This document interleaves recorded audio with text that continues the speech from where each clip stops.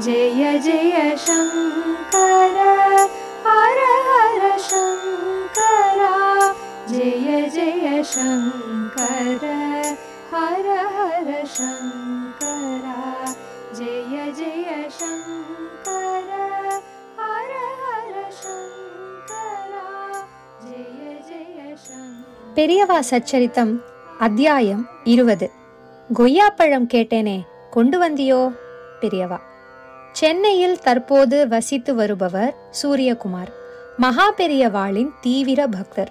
சூரியகுமாரின் மனைவி விஜயலட்சுமி மயிலாப்பூரில் ஒரு பள்ளியில் ஆசிரியையாக இருந்தார். இல்லறம் இனிமையாக போய்க் கொண்டிருந்தாலும் இந்த தம்பதியருக்கு குழந்தை பேறு அமையவில்லை. நாட்கள் தள்ளிக்கொண்டே போயின. சூரியகுமாருக்கு மிகவும் பழக்கமான ஆன்மீக அன்பர் ஒருவர், மனதில் ஒரு குருவை நினைத்துக்கொள், அவரையே சரணடைந்து விடு, அவரிடம் உன் பிரார்த்தனையை வை, நிச்சயம் உனக்கு என்ன தேவையோ அதை அருளுவார் என்று சொல்லியிருந்தார்.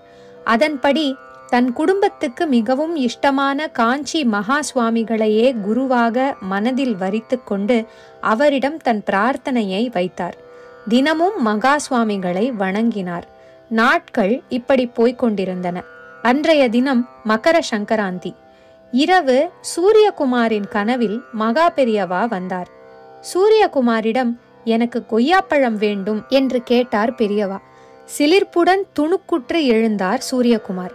பெரியவா கனவில் வந்து கொய்யாப்பழம் கேட்கிறாரே, எப்படியாவது காஞ்சிபுரம் சென்று அவரிடம் சேர்ப்பித்தாக வேண்டும் என்று அந்த நள்ளிரவிலேயே மனத்துக்குள் சங்கல்பம் எடுத்துக்கொண்டார். அதற்கேற்றாற்போல் அப்போது மகா பெரியவா காஞ்சிபுரத்தில்தான் இருந்தார். அடுத்த நாள் மாட்டுப்பொங்கல். அன்றைய தினம் சென்னை நகர் முழுதும் கொய்யாப்பழத்தை தேடி அலைந்தார் சூரியகுமார். அது சீசன் இல்லாததால் எங்கேயும் கொய்யாப்பழம் கிடைக்கவில்லை. கடைசியில் ஒரு வழியாக சூரியகுமாரின் அண்ணன் ரவிக்குமார் பாரிமுனையில் ஒரு கடையில் இருந்து கொய்யாப்பழங்களை எப்படியோ தேடி வாங்கி வந்து விட்டார். மாட்டுப்பொங்கல் அன்று காலை ரவிக்குமார் சூரியகுமார் இருவரும் தம்பதி சமேதராக காஞ்சி ஸ்ரீமடத்துக்கு புறப்பட்டனர். பெரியவா கேட்ட கொய்யாப்பழத்தோடு வேறு சில பழங்களும் வாங்கி வைத்திருந்தனர். விடுமுறை தினம் என்பதால் அன்றைய தினம் காஞ்சி ஸ்ரீமடத்தில் தாங்க முடியாத கூட்டம். பெரியவாளின் சந்நிதிக்கு சென்று திரும்புவதே சிரமம் என்பதால் சென்னையில் இருந்து வந்திருந்த பல பக்தர்களும் தொலைவில் இருந்தே மகா பெரியவாளை தரிசனம் செய்துவிட்டு திரும்பினார்கள். இத்தனை கூட்டத்தில் நீந்தி போய் எப்படி பெரியவாளிடம் சென்று கொய்யாப்பழங்களை கொடுப்பது என்று சகோதரர்கள் இருவரும் யோசித்துக் கொண்டிருந்தனர். அப்போது ஸ்ரீமடத்தில் பணிபுரியும் தங்களுக்கு பரிச்சயமான ஒரு நண்பரை பார்த்தார்கள். இருவரும் முகம் பிரகாசிக்க அந்த நண்பரை நோக்கி ஒருவாறு கூட்டத்தில் புகுந்து சென்றார்கள். அந்த நண்பரும் இவர்களை முகம் மலர பார்த்துவிட்டு என்ன என்பது போல் கேட்டார். அதற்கு சூரியகுமார், பெரியவா நேத்து என் கனவில் வந்து கொய்யாப்பழம் கேட்டார், அதான் வாங்கிண்டு வந்திருக்கோம், பெரியவா கிட்ட அதை கொடுத்துட்டு ஆசீர்வாதம் வாங்கணும் என்றார். அந்த நண்பரின் முகம் மாறியதே பார்க்கணும். தோ பாருப்பா, நீ என் ஃப்ரெண்டு தான், அதுக்காக பெரியவாளை உடனே பார்க்கணுங்கிறதுக்காக என்கிட்ட கொய்யாப்பழம் வாங்கி தர சொன்னார், மெட்ராஸ்ல இருந்து வாங்கிண்டு வந்திருக்கேன்னு பொய்யெல்லாம் சொல்லாதே என்று படபடவென்று பேச ரவிக்குமாரும் சூரியகுமாரும் அதிர்ந்தார்கள். கேட்டவருக்கு தெரியாதா இதை எப்படி வாங்கி கொள்ள வேண்டும் என்று? ஸ்ரீமடத்து அன்பரின் முகம் போன விதத்தை பார்த்தால் இவர்கள் இருவரும் சொன்ன விஷயத்தை நம்பியதாக தெரியவில்லை. அப்போது மகா பெரியவாளின் கைங்கரியத்தில் இருக்கும் ஆசாமி ஒருவர் இந்த அன்பரை பார்த்து கை நீட்டி அவசரமாக அழைக்க இவர்களிடம் எதுவும் சொல்லாமலே பொசுக்கென நகர்ந்து போய்விட்டார். கனவில் பெரியவாளின் அருட்காட்சி கிடைக்கப் பெற்ற சூரியகுமார் அதிர்ந்து போனார். இன்னைக்கு எத்தனை நேரமானாலும் பரவாயில்லை, வரிசையில் நின்று இந்த கொய்யாவை பெரியவா கிட்ட சமர்ப்பிச்சுட்டுத்தான் மெட்ராஸ் கிளம்ப போறோம் என்று தன் அண்ணன் ரவிக்குமாரை பார்த்து சொல்லிவிட்டு பெரியவா தரிசனத்துக்காக காத்திருக்கும் நீண்ட வரிசையில் தன்னை இணைத்து கொண்டார் சூரியகுமார். அவரை தொடர்ந்து அவருடன் வந்த குடும்பத்தினர் அனைவரும் அதே வரிசையில் இணைந்தனர். பெரியவா கேட்ட கொய்யாப்பழங்களை மட்டும் பயபக்தியுடன் தன்வசம் ஒரு பையில் வைத்து கொண்ட சூரியகுமார் அவர் சன்னிதானத்தில் சமர்ப்பிக்க வேண்டிய மற்ற பழங்களை தன் அண்ணன் ரவிக்குமாரிடம் கொடுத்தார். வரிசையில் திரளான பக்தர்கள் நின்றிருந்தாலும் அனுபவம் வாய்ந்த ஸ்ரீமடத்து அன்பர்கள் கூட்டத்தை வெகு நேர்த்தியாக கட்டுப்படுத்தி கொண்டு வந்ததால் சற்று விரைவாகவே வரிசை நகர்ந்து போய்கொண்டிருந்தது. மதியம் 1:30 மணி வாக்கில் பெரியவா திருச்சந்நிதி அருகே வந்துவிட்டனர் சூரியகுமாரும் ரவிக்குமாரும். இருவர் முகங்களிலும் பெரியவாளை தரிசிக்கப் போகிற பரவசம், அந்த மகானின் அருகே நெருங்கிவிட்டோம் என்கிற ஆனந்தம். ஜெய ஜெய சங்கர ஹரஹர சங்கர கோஷம் எங்கும் முழங்கியபடி இருந்தது. சர்வேஸ்வரனாக அந்த பரபிரம்மம் கொஞ்சமும் களைப்பே இல்லாமல் கன ஜோராக காட்சி தந்து கொண்டிருந்தது.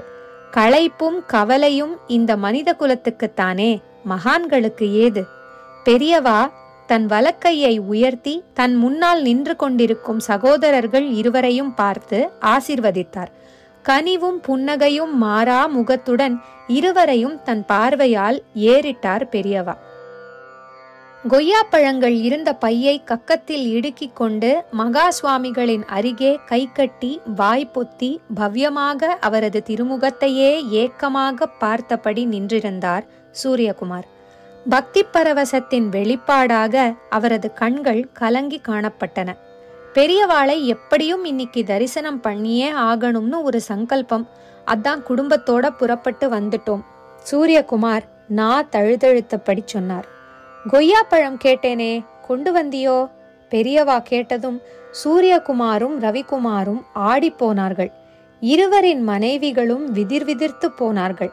இத்தனைக்கும் சூரியகுமாரின் கையில் இருக்கும் துணிப்பைக்குள் இருப்பது கொய்யா என்பதை எவராலும் பார்த்து தெரிந்து கொள்ள முடியாது. கூடவே பெரியவாளுக்கு அருகே கைங்கரியத்துக்காக நின்று கொண்டிருந்த இவர்களின் நண்பரும் பெரியவா தரிசனத்துக்காக பொய் சொல்லாதே என்று சொல்லிவிட்டு சென்றாரே, அவர்தான். அதிர்ந்து போனார். இதைத்தானே முதலில் என்னிடம் சொன்னார். பெரியவா கனவில் வந்து கொய்யாப்பழம் கேட்டார், அதை அவரிடம் சமர்ப்பிக்க வேண்டும் என்றல்லவா சொன்னார். நான் அதை கிண்டலும் கேலியுமாக பரிகசித்து விட்டு வந்தேனே என்று தனக்குள் மருகினார். என்னை மன்னிச்சிடுப்பா என்று சூரியகுமாரை பார்த்து சொல்லாத குறையாக கையெடுத்து கும்பிட்டார் மன்னிப்பு கோரும் தொனியில்.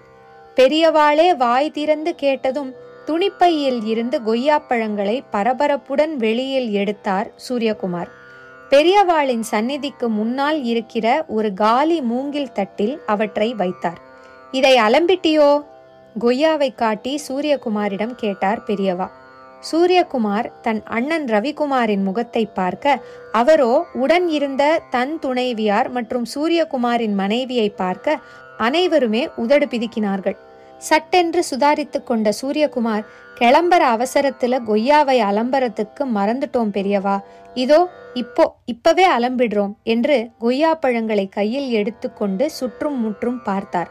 அதற்குள் பெரியவாளின் கைங்கரியத்துக்காக நின்றிருந்த சீடன் ஒருவன் பித்தளை சொம்பில் தண்ணீர் எடுத்து வந்தான்.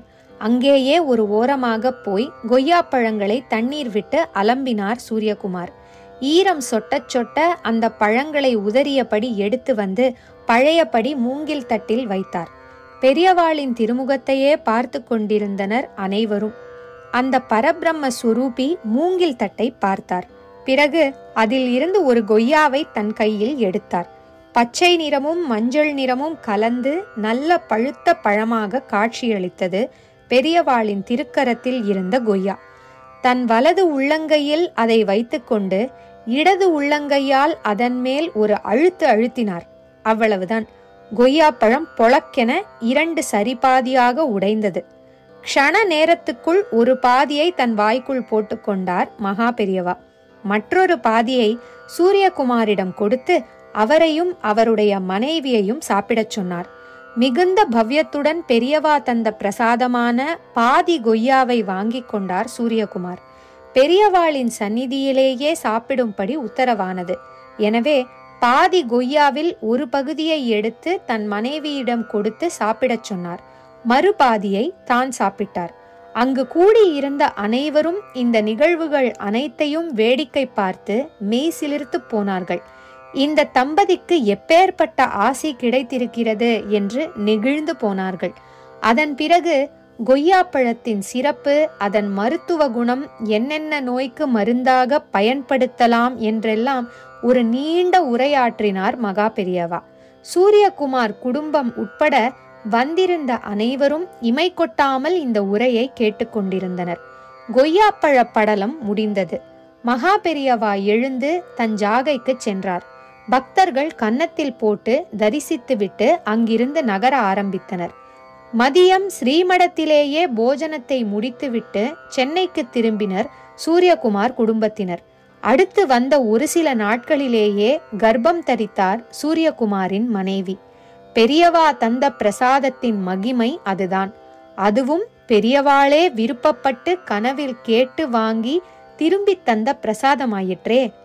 பெரியவாளின் பரிபூரண அனுகிரகத்தோடு சூரியகுமார் தம்பதிக்கு தாமதமாக பிறந்த ஒரே மகளான மதுராம்பிகா பொறியியல் பட்டதாரி ஆனாள். ஜெய ஜெயசங்கர, ஹரஹர சங்கர, மகா பெரியவா சரணம். ஜெய ஜெய சங்கர, ஹர ஹர சங்கரா, ஜெய ஜெய சங்கர, ஹர ஹர சங்கர.